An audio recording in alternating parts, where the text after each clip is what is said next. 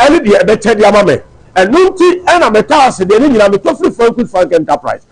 Tas no size ben a open 60 by 120, 60 by 60, polish and rustic, 40 by 40, polish, unpolished and rustic. Obeying the level of Frank Enterprise. Now, wall tiles, 30 by 60, 25 by 40, and so many do washroom floor, 30 by 30 sizes, and desire who do be our panel. Obey be now, but the blue season, I hold also there. The water closet, I would be open your kitchen sinks, and the taps, I would open your washroom basin, and then the cabinet, any Turkish doors, papa.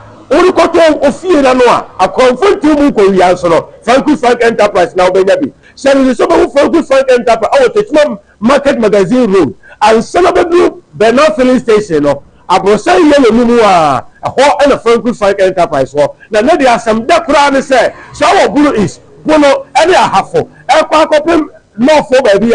So, oh, pet task, papa, and your should be a truck and to a new cobia. So do we a Frank Enterprise. The other the popum and the Nipo and the form. For the number is here, Natia Sanda attend the Macataway. Number is 0245 283458 and now says 0205 987868. Now, what's happening, sir? You come from Frank Enterprise, sir. That's papa, doors papa, any WC papa headquarters number 1.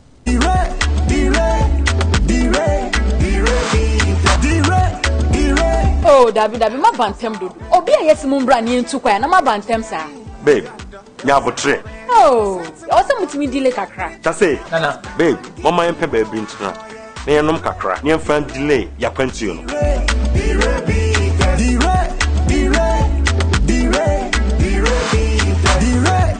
Mama, losing the rabbit to the bloody. Losing the Bites, Bemansa. Losing the rebites, Memansa. Bama, Brayansu Memansa.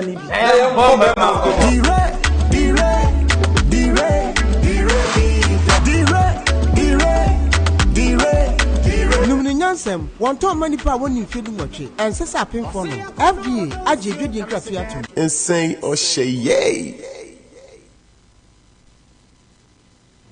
Okay, Asem kasi pa na yo bra yo ku ene ya obra yo ku pa o wo bia wakwa akotwa ne mpa wa fra brochira ba twa ne mpa wa fra brochira ba na nipa nam no so ma ne nya goy filling station adwuma ye no ena wa besuo no so won kran sa ade achi a wato na kwantu so na wakobọ ga akọhwede asie e wo filling station wo anadwo soja fo betwa da na ohia obra yokun na yemusa se hifo kura na kan se pani said boa ofra brochira baba bedu eno ya asem foforo se wa nsuro nipa wo wiase ya nipa pani pantu se prison hon o di fie se wo 6.5 Yes. Na me ko eno se do ko to ni eska se trabuna nyina na me twitwa so ka o she da peta man ya che me no yen ko ye nim no mo de be ko trabuna nipa odi ma se fe donko jeje no ena onotin jeje otin nche na odi ma odi asem no ankasa e frɛ no boache dankwa na boache dankwa o sentence me no pen boda no say ya o sentence me am concern wo mu no 4 days weekend na madam for be the paper bread me no atwero mu say Lawrence amana jail innocent person. I'm telling you this. Almost had the letter bread. Yeah, I'm for letter ma papa no dwane ko abruchiri do o sentence me no. Boache dankwa se ne what you no tie me a papers me mo paper no din. Paper no broad paper no ye Ghana newspaper. So wa me a jail innocent person. Not just a one kasa no na wa ma bo ho po. Now Sasha say no between who say mini honi de petrol akoto ho se me smogel ena ya beto so hu eti o de toto aso no na omu nyame no na I don't to me drew prison no and I'm where have I gone wrong? Uduru can say where have I gone wrong? Not just a rock. Me just mentiasie me empower no nyina da so gu since when 86 or so da so gu togo eba manko yi manko touch kra cassette nam de baye ya me distribute en comfort on nyina di me nyi capre kra film e wona me bisa say enti bible me ko prison no eda me empathy fi say ya ma omotete boys ntete nyina di mu wi me hwe na te aye trasa ne da enkoda na akoto wo mo no na ko o musumo kama na na de hodie okay nyame di wo chira wo mu baby abedru bia no kwan no bi o woni munyamo ho me koye no wo prison wa office no omo boys esumo ho no nyina ya omo jinkofo no ya ma omo baby a omo da nti ho no mo mkoto ye a comfortable place wow down pass o sunu ni bibia okay nti omunya kwan just me bufu eurade me basa nti me say wo mo asor kese wo ho me say me si ho kra na one day me hu so ba tete bible no so em fa me ho say sata bufu eurade empire kra wo mo I'm telling you honestly say what jawa mo atamfo e ba ne sen die na ba minko fa obire minko bokro no minko ye sikefo wuniye dabi just me see omo di check bremo prison for Ghana friend of Tamaklo ona go for ne be shema na ho o ye bibia check bibia kotu eska no e wo ho o ne check bremi nti my wife ho kra no be jiska ko hwe e be hwe nkwara no oba no be jiska na oda koto nti ding soja ni bi me ho one Sunday me ho madakra no buy senkofu bi a me no mu free burger omo burger no moto me ma on fuel e mo de ye omo mo fu okay me namfo no omo etu omo di me hungo go nsa kire soja ni se me ni papa na nkofu ayi sa pia me ma ba she prison na me yesofu ena soja ni no ba ho o ba ho o ba si brother en ko so am so sorry there o so na se yesofu am so na ka kire wo no bo abranti ni am so wan nyame enti me wife kure ni mo no na o se enko na me di na chi na ekọ asori nti ekọ asori no na eho me ho ahase esan me ni nipa me koto wo no because we boom odin o be surprise o politicians no satam koto him for British Ghana High Commissioner to UK Kosiama no them so attending that on me diffi kura we do agro share prison afraid many aka sort as here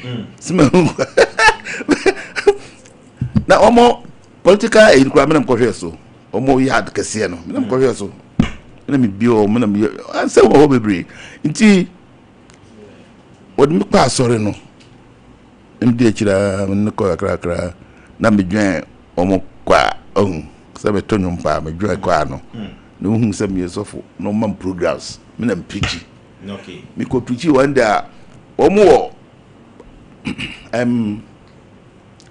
omo association bi wo hu e from say those enlightened ones omo ko university no that no omo association o graduates association oh nsabomho so Bible what am call Bible school oh I'm telling you honestly me Bible school me year courses for America the Cove Billy Graham prison oh yeah na ho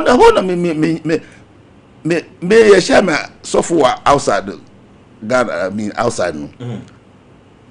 And yeah, man cause of video. But prison ho. So I know I didn't be quite some inclusion deal with the I don't know. Okay, wabeya software. Na se ba wokan na say. Dodo no abo kakọ Bible school. Gare botai. Ono so de Yaman Ghana atade a shenika. Ene se kabo so prison for atade no. No they call the Bible school e prison. Yanko ne Prophet Joseph Opoku Adweretia. Ye ne no ko hwetwe nkomo emra sisi a. Orofo baby ye ne apostle hwetwe nkomo kro no. Ye bebo prison nkomo. Sanse abreho yaba. Mia me ye afo. Obrayo okun. Na Obrayo okun. Aswo say ye ne Prophet Joseph Opoku Adweretia. Ye ne no hwetwe nkomo si mabi so. Emna see. Orofo de ben hawo o man ye ne say yenko adwiriti awate Prophet Joseph Opoku ye be kwa saba ye be saba biem obrayo kon ye be saba biem ye be saba be to obrayo kon so anoti ye ne Prophet Joseph Opoku minim the producers no mo ye I don't know so mo wo hin o me producers no mo ni anymore.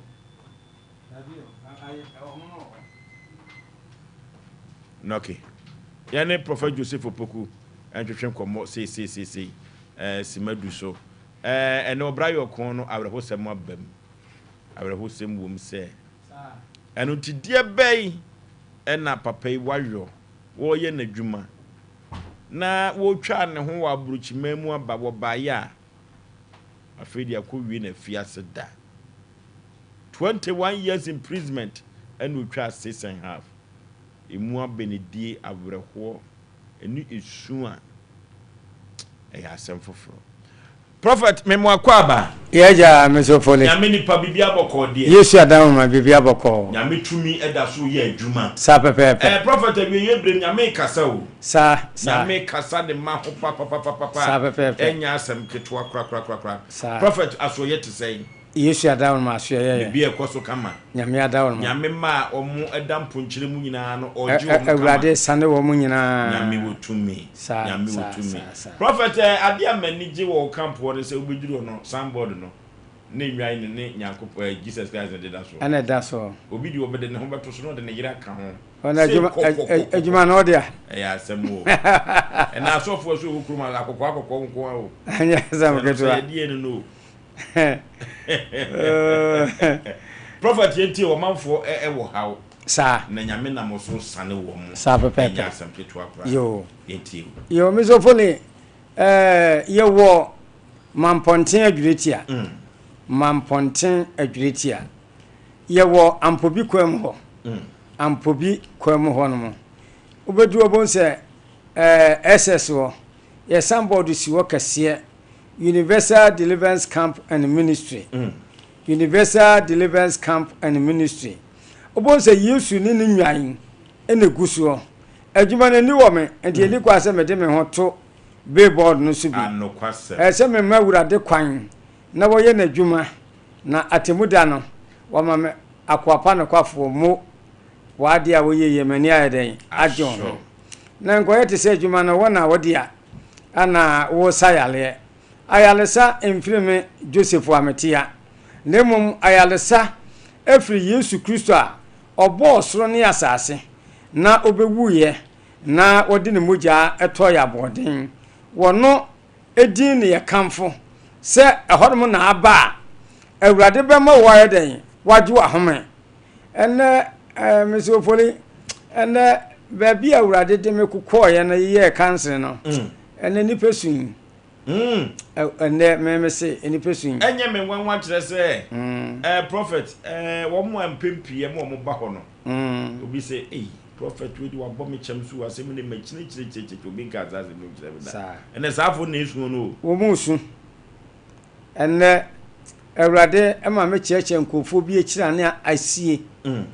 Nanso ba ko ka se eye no kro ye na nakasem na nam se ya nkɔ ho no.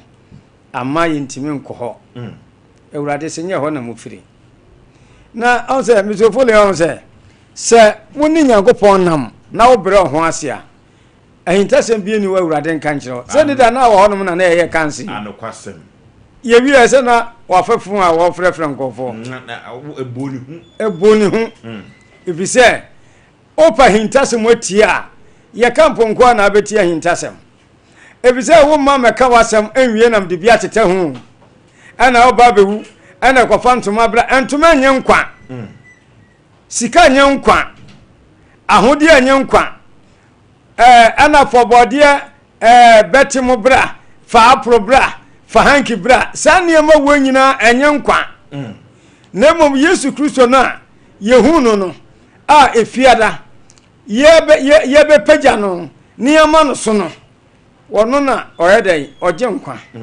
Ewurade meji bode Ewurade meji obi sika Ewurade meji obi se wo awuwuo no bra na kofo akonwa bra na wo ba akonwa no ebe mo wanya de ayalesa entisa Yesu Kristo no wono na naduro yanyam nanso asayale afiri Samaria besi ne anokwasem etisi ebo Yesu dina ensancheni etisi edai esi ene ya tu obi aduro mfie nsia osinti Ewurade betimi asam ya le me se wo nko Jeriko wie na ho ato wo wie na ho ato no Jeriko no ya ne nkyire mabu ho wonte ase ne wonte ase Jeriko no ne se wo ba ne ya kansa ma wo ne yesi kwapata no ho hia mprenso wo wie abebo mpa ye wo mfimfi ho wo wie na abebo mpa ye wo mfimfi ho a ayalesa na aba anokwasem wo mu ko Jeriko miensa wie ye no afede wo se ne na no wo hunu ba bi afa yale no wo hunu ba bi afa ene nipa bebre aka se ya nante abre na hanmo ya baidie enne me ko Jeriko no me ho ayeden atome enuanom wo yale esiche yale diabetes bema sebe ne bema ewu wogine ho a enye mesi wo mra wo mo eni efra omombe mewu na do sa bom edi bom sisi ana nyame wotumi na apagya no nyame wotumi me metan mu ntwa nkontompo anokwasem efisa me ade a menya no menka kasema ye na temuda makodi ho fo menye ni monyam ma me ho na megye ni monyam ma Yesu Kristo a wo wu ye na ne fiadan wo be dan obesole ye no sa Yesu nko na me ye dan me kamfo na ma se wo hia wo ifiada oba be wu na ne kwasi ada wa ya dan wasole se wo hia wo wani efra wo pakontuotu wo burochire wo se wo nua bi pepipes na dwuma nkoyie me se bra na bani Ewurade ntonja me ngasa me na bani metonje o bani Ewurade ntonja me de me yedontura o bani metonja enye yi me yedroben o bani metonja enye yi brad obade Yesu Kristo no ho na bani ntonja na me se Ewurade obedai obekasa ama ho ato wo pa wo me ya na me kire se ye honum no aye camp kase ebetimi afa nipa bese 25,000 anya camp ketwa eti wo ba na so de yalefo ba ani na me kase wo ba bobo aho efise ye hono ebia na yade oto se tenase so eti obu o se man fatade ana man fa wei ekobasa na asaye dai ehame wa wo hwe oya de no atimu se wo kokora beji wato ho ye beji wato ho enti no aboa ho ka no aboa ho na de enti na wo ba na wo de nsapan aji se wo mo frefre ana mo fa wo mrem ekobasa na ye me ya enti me sire se yale de da bia wo frem se wo de yale fo ba eje wukura da ye cancel nko na de yale fo ba cancel de wukura da o eye wukura da kontem na nipa do so sa what me free one enti anopo 6 ni ahase eye open prayer worship enti ya chakura no 7 o'clock ni ahase cancel ase prophet nti ya onya daji didi ni pe nsu ekuku ene de mesire wo mo kwan so ko didi aba se me ko didi aba na abo 130 prophet ni bibi dabi ade ye me fe ne ma me Oforisuo Aboagye me jiwudi se me maba ho ne me hu de susuma wo de ye adwuma e nyame trudo se obi ba counseling na wo ma ne nkasa o David no answer wa bompa ye ene so ni adom wo bompa ye wie ya na afenwoma na satif na efuro eno ne ma me wo ye nwanwani ma me no sa eno de ma me suro pa oh suro Nyankopon o ka hintasem suro Nyankopon nye se bia betena ho akwa aba no abo na ma ne na de bi ta oh David what dey say David eno ne ma no ye den pa sa what dey say no ni adom ene say omo bae ye trans ye ko awurade anim a na awurade ye o ma me ba ko susa nyansem nyina ne betima beka na ya ebesi obi ahintasem de ye meka na ofidie so mama me kanchira matiefo ne mahwefo obi obeba bia so Oforisuo Aboagye me hwe o ntina me ko adwetia me ko mpobi prophet wo so me ko akopɛ ayaresa anase me ko akopɛ mwa ani nhire firi ne nsam orofo so ko akohwe camp no kese na wo hwe nkania papa yusu wo ha osofi wonyi sika wo ho na council na 100 cedis no obi kura ba no wo nwi just 100 cedis o men kana sa cause wo hwe diesel woto nye de kanja gum ene o mombobo ban otu o moka mitiri hwe din enso so no kabinu mu a eye krom afo bi Ghana fo bi anim wo mo a enso mun kasen kanja Prophet Jamisha was akwa no so ati amen na akra mi na papa na kanzi umfa nko 200 was David ye me de ye ma ho a sa unye ni brefo sa fa nyame ye adwuma wate amen no be kasa ho ye pa amen orofo ade bia hinta wo brabom na pese nyame ju free sample kire we mu no ye mpobi o Prophet Joseph Opoku kwa obetumi ajopa Prophet ya fa ma no tudwa eda no so dem so untuaka anokwasem ensuo na wudi dwale no untuaka eti mesrese wo hawo wo eniema akire so awalesem wo bia wodika wo bia wo bibu kwasea wo wasam ewo police station ana court mesida woni ebe ne menyankopon to nchia ni ebe se nyame ye nyame yes o dibem ye bu Oforisuo ye bu mese bra be ne awurade to nchia ni ye hwe se nyankopon wontimi nye na se nyankopon ntimi anya se nyankopon no na nanim ayedai agu ase nanso ebie ni won so a wode ba awurade Yesu wonye den wonye ti mesese bra na bene awurade ento nchia oye won kofu bi wa sesia no wo mu eboa me kakra okay madam fo bako wo new road na wo ye letition ankasa okay se mo ye wokai na hayen wodi am wiam di no ma ebetuja ne number de ye mfantete na ka wa frɛ no na wo hu say yes ye wo letition for wo Ghana ha okay etimi number no enie 0248 889 0248 889 194 0248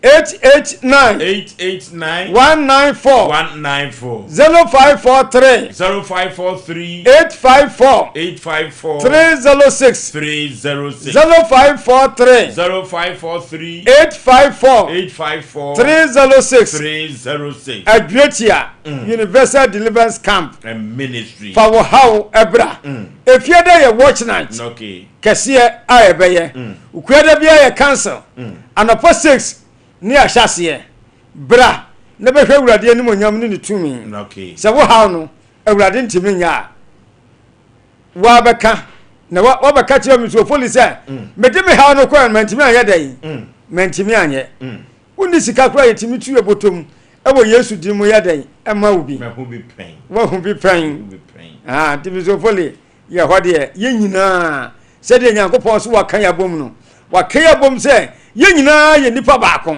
emfa wodum kwasisi obi o na temu da bebu ho akonta adwuma no wo ye no awurade diama no woni na hwani ye na den na ye na atemu obi da ho ema onipa dasani eti momye nso nyankopɔn mu yi ni emfa no kura nya dwuma ade a wontimi nya no ankwadwu obi sika ngu botom na yemfa nyankopɔn animunyam ema no na yenso yetimi anyina kye na kobu obi kwase a wonyini nche o nso police say a oti me ka che o say ebia oti ya no ebia be page wa ko be foforo adentira onokure ntira adentina me free that there so na gurade de me abehye adwureti asem be yadwuma ayasem kase nti me sremo se nyankopɔ wonhyira mo wontum nkwam na Yesu Kristo a wo mo wura yistem no saa na odi mu betwa fi ama eniema papa ebuka fasam sompa ama wo bia ye nhyira ewo Yesu Kristo di mo wurade nhyira mo ewo Yesu di Easter dia ya ye nhyira pa efri se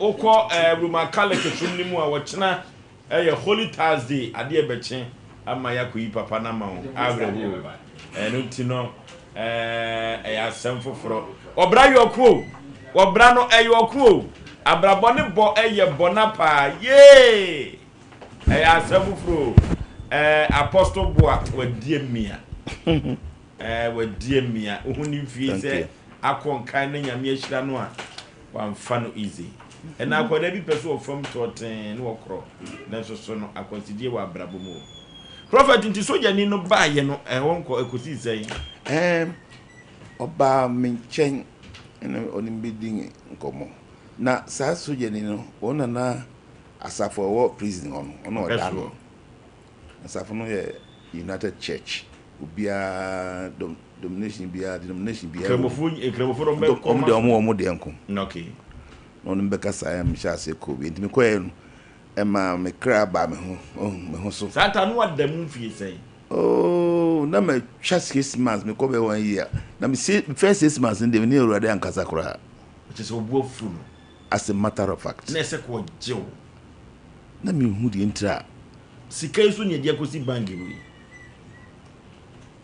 enti on me kasa ya mutu me ko me ko dwen kwa no na ototo nyuma no ma hu se menso so men ayi kakranti wo mu a Bible school no mo mba nyina no wo be kire ade nyina no wo hu se beauty part me da so nko ewo mu nti omo ye ya ma isu ade 2 years time no mo apaja me ama me free A class wo na me hwe B class. Okay, ya pajame na just prison ho nyina no. Yakopɔ ani mu nyamba so a. Inshira ba so. You see no kra ne piepia kɔ ani mu. Prison aduane die te sɛ. Ho aduane de mani bi da. Na we de didie. My wife no de aduane bra mi. Di frifie. Ono okuma so na o sheda eye from my friends of where I see ya chimu no edu odidu okura wo mu di ejira ba gibi what this no na wo compare tete prison anu akoye no ene ne ya ene ya bewom e wo tete ho ana na die okay minim ene sisi ade meba apostle yewie meba ene ya disi ha meba ya research kakra ne mfantoto ho okay ene na wo twe e yobra yo okay meba ye no meba out no na me call prisons e ko kire wo mo ade ho okay aha kumasi na ko ho me give permission ko prison year office e ko etu ba na ba bia prison obi atimi ko sra hwe ho metimi bikuta unit bitimi ko enne nyina enne me kas me ko abo se ne maye akokora wie na se akokora bia wada mu prison se wona na ye the oldest man ye yini kura so mma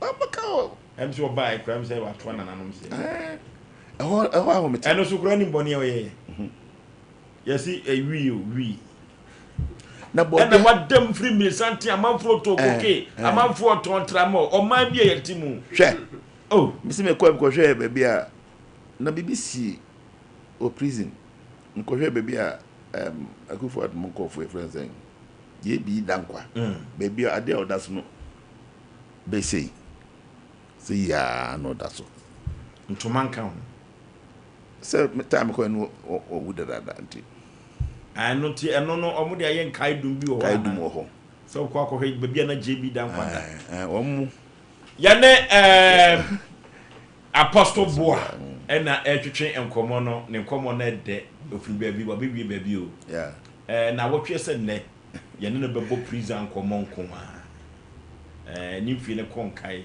ne nso so no wafam ɛnya asɛm ketewa apostle yɛbɛda ase wate nso me da ase wode ɛtene na mede ɛkyerɛkyerɛ mede we ejaw sɛ mode ana mo ne asɔfo no hyehyɛ nti me kyerɛ ma so ma no ho okay me said the pay your can admo no urade e ma sa do bi me ka kyerɛ urade sɛ me mpɛ ka o tu say minimum sunsu bi do wachi ndi ada de me ka bibi akyerɛ me ka kyerɛ urade sɛ me pɛ o ma me o mie ma dwemo ho e ma bible no okay no mie bible no ne fa kyerɛ eno de me ne ho ka but na say urade bi me ni ma me me kyerɛ me ma no ade bi wɔ asɔfi okay apostle yefa no nhyɛ next week yɛne apostle boa panama mesentena se ɛno ti no sɛ wotie apostle boa na asɛm a wɔka indi a ɔrɔfo ewiase no ɛnyɛ bɛtɛ no ɔbra no ɛna fam saa ne fam a ɛna ne sɛ ebeduru baabi no timi sɛ wabrabɔ no ɛkɔ nkan no enhyira bi ɛba no na nipa bi ɛtaawodo edi wonte so ɔbɛbrɛ wase ɛno ti wɔrɔfo sɛ wakɔ fana bi mu sɛ wɔ haw bi akɔ to wɔ no ɛna me gyina apostle boa semi so na me de afutu ama wo sɛ senia wiase asetani mu abrabɔ no wobɛtɔ fana mu na ɔhaw so ɛbɛtumi ato 0551 931 0551 931 0548 931 0548 931 and to how bay amania bay yemfa ye papa ni die enye mfa to ho enya aseketo producers way moyesa next time amungura studio ha o moyesa next time amungura studio ha ye adwuma na mo piepie no 0551 931 systematic 0551 931 0551 931 0548 931 na yenkon homane so na yenkodi nkomo kakram na wodofo obi wo ho a ohaw beto no producers ne way omo yes next time I'll make them say 1 week mo bi angura dem ba wo ye adwuma bi aden na akofie no okay hello ma jo so eburu Peter nie yentie we jamu ba program mama ya alo kwa kaniba bibiri enya asem ketua o ma me nya mwa se na nya me de no be eduma ina ma ho fa how no okay enchi ya ko to na se sa how bi fa so a so do won se mi na me nya me na uji ya mi di e be si o shi e da se okay enuti dia ato prophet Buano apostle Buano do for du ba bia yemfa bi enye sede wate enuti ena krobia asante koto beka jose mfato hunti ama prisani ewre anho hello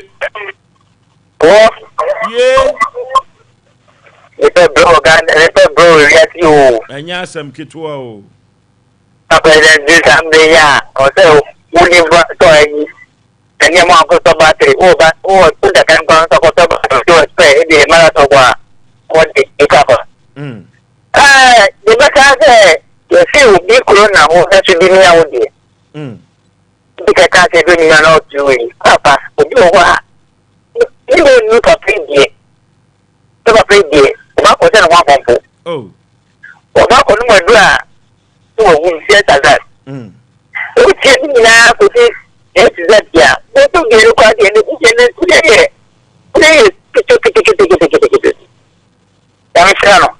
that's okay.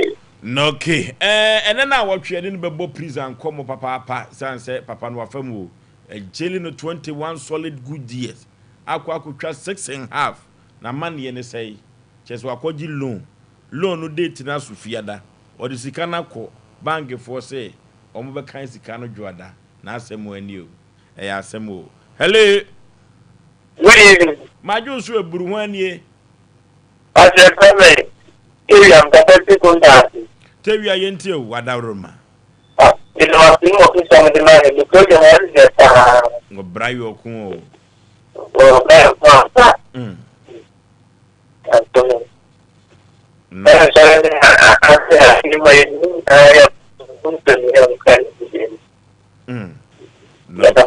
Hello. Wahiri. 0554931931 Obra Eyokon Dawu Kwada Bia. Hello. Hello. Baby, I'm free with Papa. Free Ebushekwa. Yentie way. Hello. Meet you, what a man can. Yentie Woka Sadia Yeti or Hakandia Woka. Ubusha papa say I ko dey mo na men I didn't know. I so na that demo. Please na so be 1970. Because na man what this man. It is really 9 months. Because this man. That time, as a woman,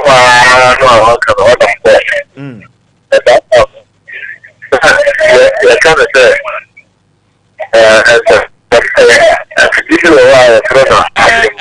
Penny, show for TV, no honey, any come up, show no feedback in the bar. Yet you. That's a friend of some book. I was very nice to go. What a phone one, a bus. Then my shit, you know.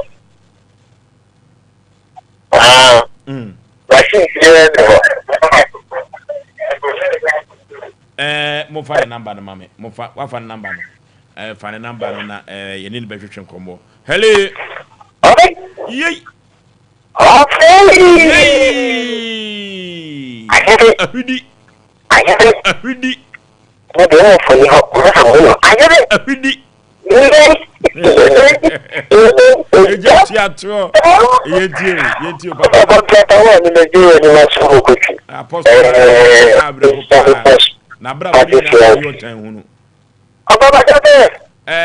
Papa ya ben na watwe miensa ne boso mesu ene na edi komo obra yo konzo yi na bra bona kwayo 10 hu no kaje no me ka bi so emonya na me tell ma yiti ko vozi na hospital ni zano o me je yo papa wa bro se ni papa ti ya pe ja no se sabe e no ba sa ti ya ti o perform e sa do ko tre fi se e ka di mana papa wa papa na amana ni timoza na papa di ka mi ni come up bro because I don't know this papa should never recharge you now he said you need you but I don't know what I say with Shafi na abahoyo ya ni kima da fi ni ba no you need mo half it because papa di shi ho play and the show of the corner ko to say that the corner no the best papa ko do let us go for show and no me say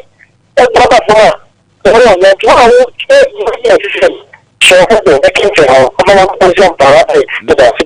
Amen. Hello. Hello. Panipa ben amne na dia hyiamu baby afrefre wudi. Logo cho your friend ko ni kasa free Kasa free kru from here. Logo cho ko from here. No ke yenti o ya chia mama anji mame.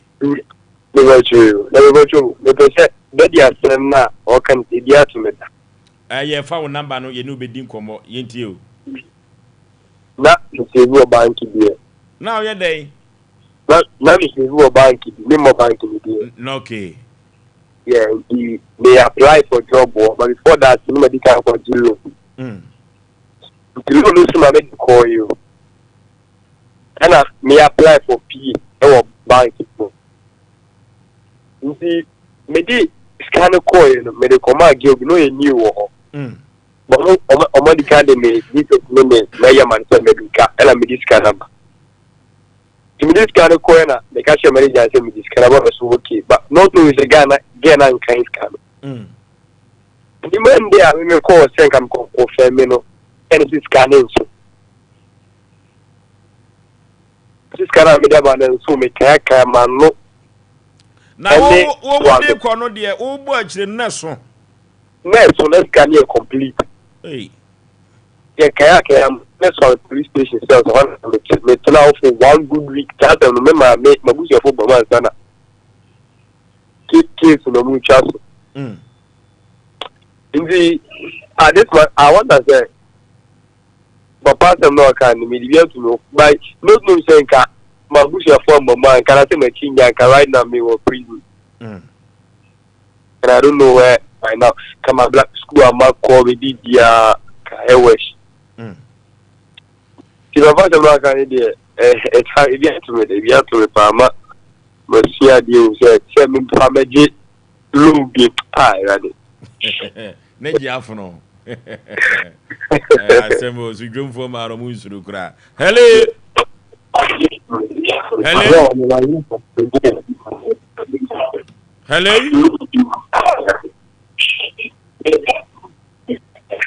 Hello. Hello. Anuti as utie prophet apostle boa ne komo ene ne twetwen ye ya orofo so bi kase wotan wo a no tan wo ne wa yem wa no e yam papa. Hello. Hello. Baby I'm free.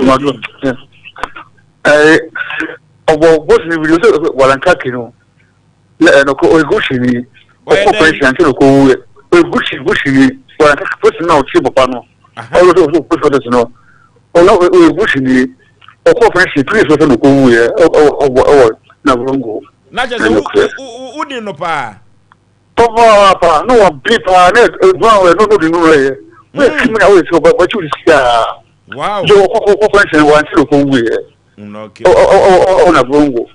And no na brongo ni. Na the bushini. Okay. Now what did you say? Well, I'm more 70 years. Na just obi hu na mpa. Na be. No, I think post ni din dey say. Walankaki. Bushini. Na hwa ni trimbe den. Oh, na mo we ko ba tu si ya. Okay.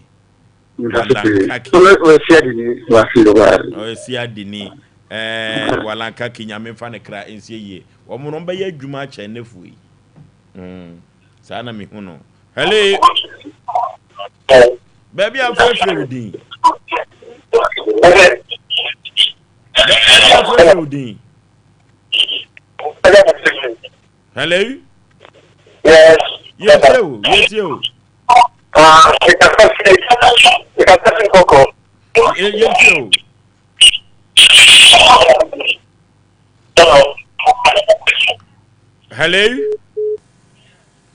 Hello. Also can free coco. You can just think of all you.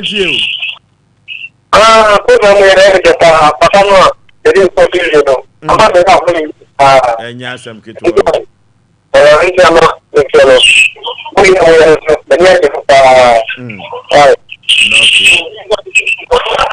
Okay. Walankaki wono na na yesi ade ne den time no bi kura so abedi ne ho dance no ese no bo adwuma papa. Hello.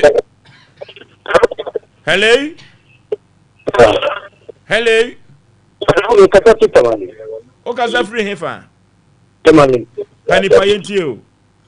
Papa ne so David Walankaki which me opishbidonga. Yesi ade ne no. No, it's the David Walankaki. David, we are about Juma pa. Osha na Juma hote. Osha na Juma hote. David Walankaki. Na unim no personally. I mean, no, which is the free one. Na bra bote say ultimate say no ye Juma ma Ghana pa. No, only operation dongo. Wow. So you about David Walankaki. Okay, what the David? We are so ye Juma pa. Dey ya edi wachi. Also be ye Juma ko dada. Wono kura wo ka kire boa se obema na dwane. Na boa se debi onko ba bia. Sanse no hu se asem no edi ato no so no enya asem bia. Nyame fa ne kranse yi David Walankaki. Hello. Okay, I don't think and now tie wo bra yo ko an wo bra yo ko no ne mu ode panti ensem wo mde bedan ye ne bi kura no yeso wo mfanto ho na ekyire ebedi ho edwuma pa orofo enye da bia na obetumi asra gu Oforisuo beduru ba bi obedi yaw pa ano ntimi tai kan afidie so in every genuine success in life no there is a setback akwansidie beba sabre ya make obi da prison and wura ho anwumere adentia esan se boni ankasa pa waye no ye de na kotum fie edu no boni yese waye ye de na tum fie aduenu no boni a waye yese won kɔ remand mra no odofo entiasie bia nim eno nti ye favorite chichire nsem bi ma ye nnuanu mo prison ahodo organa mamu nyina se omo fa nyame na nyame betuma ye omboafo se said boa ekɔ prison kosua Bible amene wo ye sofo a orofo ubepia ba no nyame do be ya de foforo wate Asem Mpe Nipa efia kuada bia no na ye di dwumadie we de eba ye bo enkomo a etetena brabo na ye abrabo ye na wahwe abrabo enso eye 21st kinike ye siatica expert orofo ekɔ na ye siatica sem no efes to ase ekɔ ye na kokom ni ye sere mu nyina da kosi ye na ase no 21st kinike ne betuma yi o hawo nyina e de afri ho e de ama bibiduro so na oritu yade no ase 0540311311 0540311311 Father Martin seba Mr. Frau na wose he sa Roma Father Dru woman Father Dru no eno ne Father Martin seba Mr. no orofo umia wona na atom chese kidney na ahode na ekofom stroke no habo adwene honam yo ya waye mmere pressure no habo adwene diabetes no ejina wosu ani yade kwankro biada Roma Father Dru na mekanfo na mede ama orofo yemanya mekwan na onsa yade wate firi se Osei ye di aduaba no ne ye di haba no say ho yade di adofo Roma Father Dru ko pebinom ebebo yie pa 0247919122 0247919122 Roma Father Dru no VG studio se menka cho sa aponto nya badi tu ni nada yore na wotwe de ni nyina no cameras no de ne pa na wedding no ankasa de easy plus maame no obeye wedding no VG studios obetwa ama no kama maame oyitire wo ya se wode card no ebeni obeye wedding kama chinchirenchi pa orofo no Fiji ewo enkramala mabase first kokro street ne so pe ho na abehu wo mo 0574715778 0574715778 no Fiji studios na make camfo na media mam orofo tago heba me say capsules say he bra ne benunum bi bobobi san say be ma on kan sen kaja wo mpaso atenka no so ewo form infections so habo adwene tago heba mission capsules then I make camfo na media mam baby e ton nro wo man gan nam biada okwa obenya biato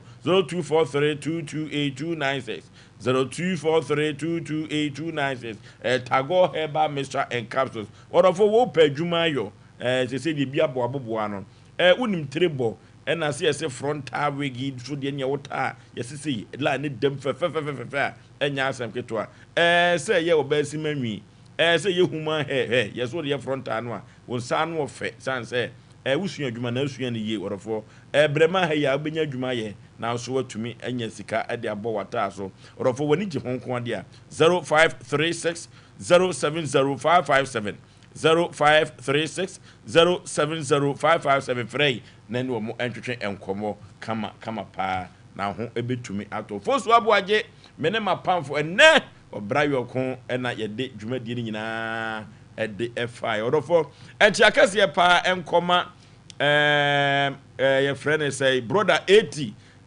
wotonfon so e wo zoo runabout no so pe kagitia wotaitia Asem Mpe Nipa mfa Asem Mpe Nipa eni agrokra brother 80 wotonfon so e wo zoo runabout no so pe kagitia ye beda ase na yede dwumadie no enso asia mo ante aka bi ma yekɔ Sida Worship Center wodi nyame asɛm emu ehwampa enso ede bebre yekoti aboafo nkratro efiri hɔ kɔ no mo ante aka bi ma bye bye.